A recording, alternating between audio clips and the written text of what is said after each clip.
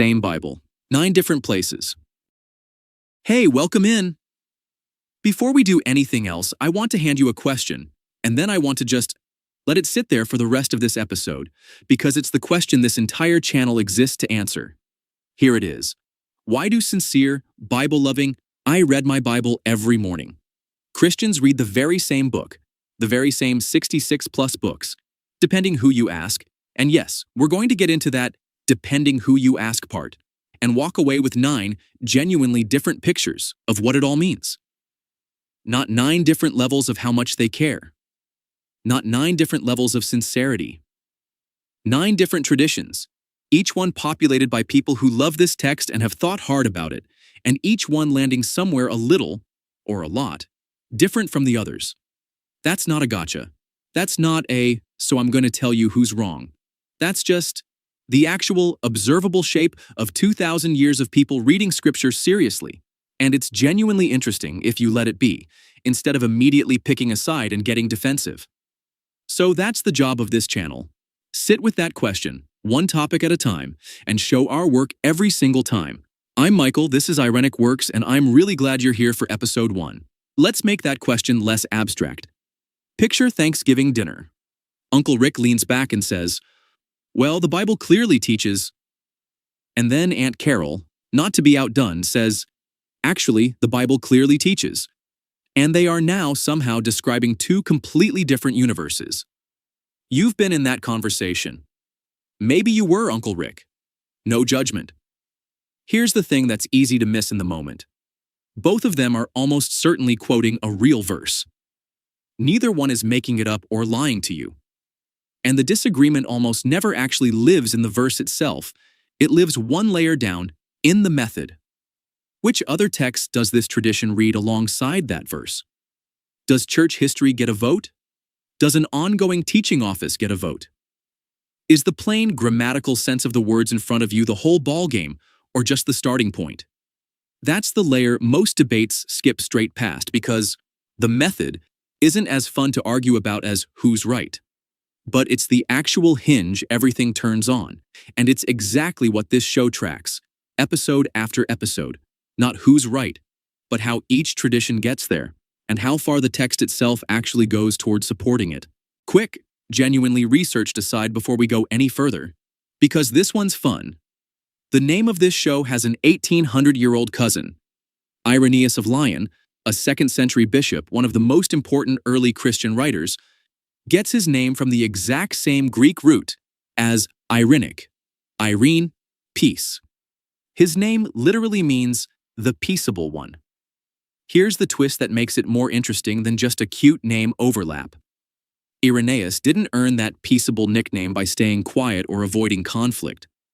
He's best known for writing Against Heresies, one of the most detailed, point-by-point theological rebuttals to come out of the early church, arguing hard against Gnostic teaching. Firm content delivered by a guy whose literal name means peaceable. That's not a coincidence I'm claiming any deep connection to. I just think it's a nice, small echo for what this show's going for. Strong convictions, delivered without needing to win the argument by force. Okay, back to it. Before we go any further, 2 things you deserve to know up front, said plainly on screen instead of left for you to find in a description box somewhere. Because this whole show's premise rests on you trusting the method. First, this show uses AI assistants. Specifically, I use Claude, Anthropic's AI, to help synthesize research, draft source scoring, cross-reference scripture, and draft scripts. Like any research assistant, it can make mistakes. A mischaracterized doctrine, a miscited verse, a source that deserves a second look. So here's a standing invitation, not a one-time disclaimer. If you catch something that looks wrong, tell us in the comments. Corrections get folded in openly. A pinned comment or a description box note on that episode. Not quietly edited away like it never happened. Second, I'm one of the 9 groups this show scores. I'm a Latter-day Saint. I'm telling you that directly up front, rather than letting a skeptical viewer from a different tradition wonder about it or stumble onto it later. Because that's exactly the kind of thing I'd want to know if I were watching a show like this from the outside. Now, that doesn't mean I'm scoring things to favor my own tradition. The whole method exists specifically so I can't quietly do that. But I may, every so often, add a short personal note when I have direct, first-hand knowledge of something in my own tradition or another one covered in an episode. When that happens, it'll always be clearly marked as personal commentary, kept visually and verbally separate from the actual scored analysis. Never blended together. Okay, genuinely, that's it. Now let's get back to it. Let's start with the name, because it's doing real work. Irenic. Say it with me. Irenic comes from the Greek word Irene, which just means peace. It's the same root that shows up in Irene as a name. When something is Irenic, it's oriented toward peace. It's trying to lower the temperature, not raise it. That's grounded in scripture, not just vibes. Jesus opens the Beatitudes with this, in Matthew chapter 5, verse 9. Blessed are the peacemakers, for they shall be called the children of God. Not blessed are the people who are right. Blessed are the peacemakers. Paul says something similar and very practical in Romans 12:18. If it be possible, as much as lieth in you, live peaceably with all men. Notice the honest hedge built right into that verse. If it be possible, as much as lieth in you. Paul knows peace isn't always fully in your control, but the aim, the effort, is still commanded. Now, here's an important clarification, because Irenic gets misread all the time. It does not mean conflict avoidant, and it does not mean mushy or wishy-washy, like we're all just going to agree that nothing really matters. It means something much more specific. Pursuing truth without needing to score a win. You can hold a firm conviction and still be irenic about how you present it and how you treat the people who land somewhere else. That's the whole tightrope this show is trying to walk. Every episode. Everything on this channel, every single episode, whether we're talking about the afterlife or angels or church governance, runs through one core question.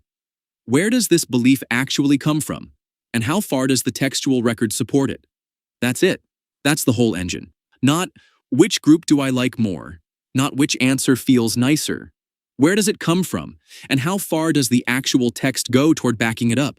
That means every episode we start in the Old Testament, then move to the New Testament. And only after that do we bring in what each of the 9 traditions officially teaches, cited from their own confessions and catechisms, not from what their critics say about them. This method has ancient precedent, by the way. We didn't invent check the sources. In Acts chapter 17, verse 11, Luke praises the Berean Jews specifically because when Paul preached to them, they didn't just take his word for it, even though he was the Apostle Paul. They, quote, received the word with all readiness of mind and searched the scriptures daily, whether those things were so. That's the Berean posture, open-minded but still checking. And Paul tells Timothy something similar in 2 Timothy 2:15. Study to show thyself approved unto God, rightly dividing the word of truth. Rightly dividing. Handling it carefully, not carelessly. That's the posture this whole channel is trying to model. Out loud. On screen. Every time. Quick preview. Because the full introductions are the entire next episode. This show tracks 8 living Christian traditions, plus one deliberately neutral 9th voice that isn't a tradition at all. The 8 are Roman Catholic, Eastern Orthodox, Anglican and Episcopal, Lutheran, Reformed and Presbyterian, Baptist and Evangelical, Pentecostal and Charismatic, and Latter-day Saint. That's not every Christian group on earth, and we say that plainly, but together they represent the large majority of professing Christians worldwide, and they cover a genuinely wide range of methods for reading Scripture.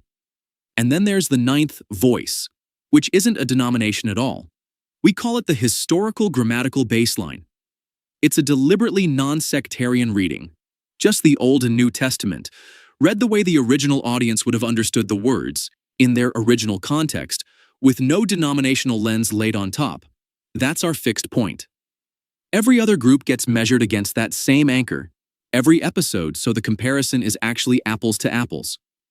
Paul gives us a nice picture for why a show can hold 9 different voices without needing to declare a winner in 1 Corinthians 12:12. For as the body is one, and hath many members, so also is Christ. Different members, one body. That's not a scoring statement. It's just a reminder that plurality within Christianity isn't automatically a scandal. It's the terrain we're actually mapping. I'm not going to give you the full methodology tour right now. That's genuinely its own episode later this season. Episode 7, The Scorecard. But you deserve at least a preview so the rest of Season 0 makes sense as we build toward it. 3 commitments you'll see in literally every episode from here forward. First, text first, tradition second. We always establish what the Old and New Testament actually say. Read plainly per the baseline, before we ever bring in what a specific denomination officially teaches.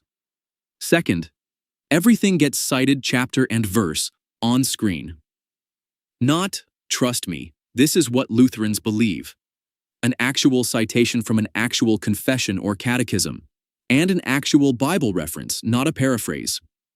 And third, starting in Season 1, not yet, we'll use one consistent 0 to 5 star scale, half stars allowed, to track how closely each tradition's stated position lines up with that baseline reading. Season 0, the season you're in right now, is intentionally scoring free.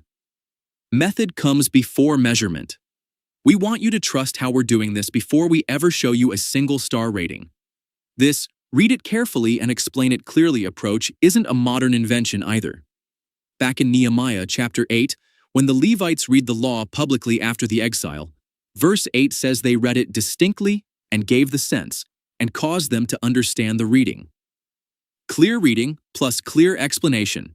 That's the job description we're borrowing. And why bother with all this textual care in the first place? Paul answers that in 2 Timothy 3:16 and 17. All Scripture is given by inspiration of God and is profitable for doctrine, that the man of God may be perfect, thoroughly furnished unto all good works. If the text matters that much, it's worth handling carefully. Okay, 3 promises now. Things this channel will never do, no matter how tempting or how good it might be for the algorithm. Promise number 1. We will never declare an overall winner. Here's what I mean specifically. Starting in Season 1, you will see star ratings, 0 to 5 stars, half stars allowed. Those stars measure one specific thing: how closely a tradition's official, stated position on a topic tracks with our fixed baseline reading of the Old and New Testament. That is a narrow, specific, topic-by-topic measurement. It is not a scoreboard. It is not a ranking of whose faith is best, or most valid, or most saved. And no single group is ever going to win the series. There is no series-long tally where somebody gets crowned at the end. Paul gives us the actual theological reason this matters in Romans 14:4. Who art thou that judgest another man's servant? To his own master he standeth or falleth. Yea, he shall be holden up, for God is able to make him stand. That's aimed at exactly this temptation, treating fellow believers as if you're the one who gets to render final judgment on their standing. A star score telling you how closely a position tracks a reading method is a completely different thing from a verdict on anyone's soul. We're not remotely qualified to issue the second thing, and we're not going to pretend otherwise. Promise number 2. We will never tell you what to believe.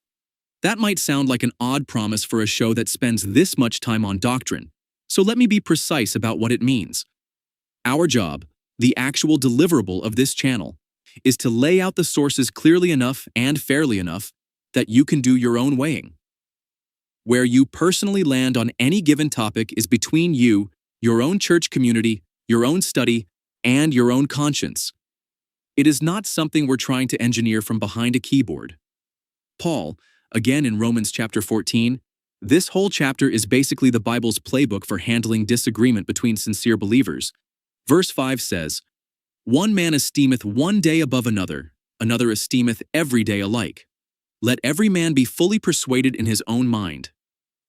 Paul's talking about a specific dispute in his own day, sacred day observance, but the principle generalizes.